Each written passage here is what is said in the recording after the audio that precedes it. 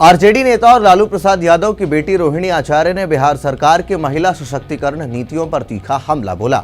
मुख्यमंत्री नीतीश कुमार की सरकार लंबे समय से साइकिल योजना और छात्राओं को दी जाने वाली प्रोत्साहन राशि को अपनी प्रमुख उपलब्धियों के रूप में पेश करती रही है, लेकिन रोहिणी का मानना है कि ये पहले केवल सिंबॉलिक मदद तक सीमित है और महिलाओं के वास्तविक सशक्तिकरण के लिए पर्याप्त नहीं है। उन्होंने कहा कि बिहार जैसी सामाजिक संरचना वाले राज्य में केवल वित्तीय सहायता से कोई व्यापक परिवर्तन नहीं आ सकता। इसके लिए सिस्टम और समाज दोनों ही बड़े बदलाव की जरूरत है।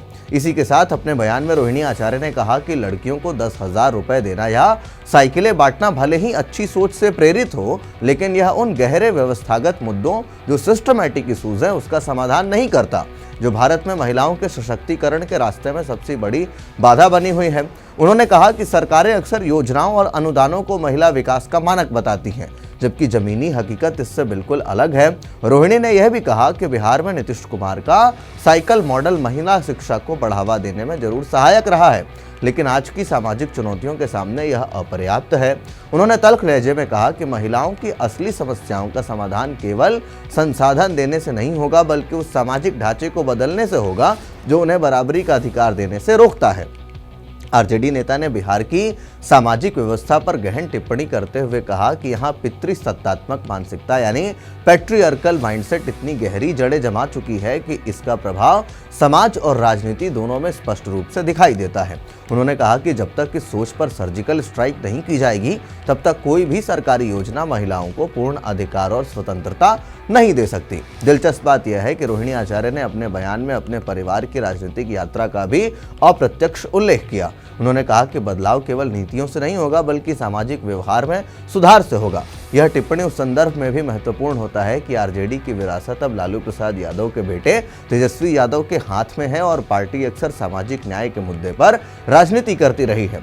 रोहिणी ने अपने बयान में एक महत्वपूर्ण हिस्सा मायका अधिकार यानी right to return to maternal home के विचार को दिया। यह उनकी सबसे उल्लेखनीय मांगों में से एक मानी जा रही है।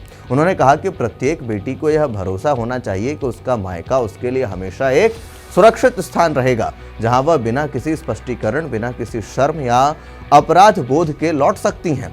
अब जरा ध्यान से समझिए कि उन्होंने कहा कि बिहार और ऐसे कई राज्यों में शादी के बाद लड़की का मायके लौटना एक सामाजिक कलंक की तरह देखा जाता है। यह कलंक ही कई महिलाओं को हिंसा, उत्पीड़न और शोषण झेलने के लिए मजबूर करता है।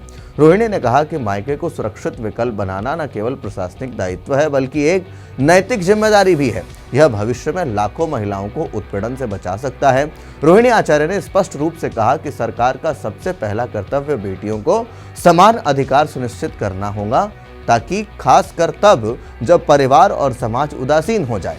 उन्होंने जोर देकर कहा कि महिला सुरक्षा, समान अवसर और मानसिक रूप से सक्षम माहौल देना केवल कागजी योजनाओं से संभव नहीं है। इसके लिए सरकार को उन सामाजिक मान्यताओं पर काम करना होगा जो महिलाओं को पीछे धकेलती हैं।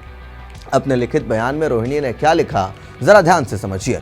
लड़कियों को 10,000 रुपए देना या साइकिलें बांटना भले ही नेक इरादे से किया गया हो, लेकिन ये भारत में महिलाओं के सशक्तिकरण में बाधा डालने वाले व्यवस्थागत मुद्दों को हल करने के लिए अपर्याप्त है। प्रत्येक बेटी को उसका अधिकार है कि उसका मायका उसके लिए हमेशा सुरक्षित स्थान बने। इस जिम्मेदारी को निभाना राज्य की नैतिक और प्रशासनिक दायित्व दोनों है। रोहिणी का यह बयान बिहार की राजनीति में नई बहस को जन्म देता दिख रहा है। यह देखना दिलचस्प होगा कि नीतीश कुमार की सरकार इस गहरे सामाजिक मुद्दे पर क्या प्रतिक्रिया देती है। आप भी इस बात को जानते हैं कि रोहिणी आचार्य के ऊपर किस तरीके से दबाव बनाया गया और फिर उसके बाद वो अपने घर और पार्टी दोनों से अपने ताल्लुकात को खत्म करके निकल गई थी दिल्ली के लिए।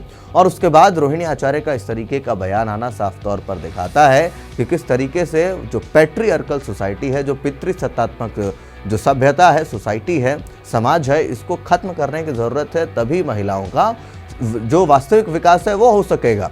और ये जो साइकिलें बांटना है ताकि शिक्षित हो महिलाएं और 10-10 हज़ार रुपये देना है, उनका मानना है कि यह पर्याप्त है जब तक जमीनी स्तर पर महिलाओं की सोच में एक बड़ा परिवर्तन, लोगों की सोच में एक बड़ा परिवर्तन नहीं आता है। आप इस पूरे विषय को लेकर के, रोहिणी आचार्य के इस बयान को लेकर के क्या कुछ सोचते हैं, कमेंट बॉक्स में अपनी राय जरूर लिखें।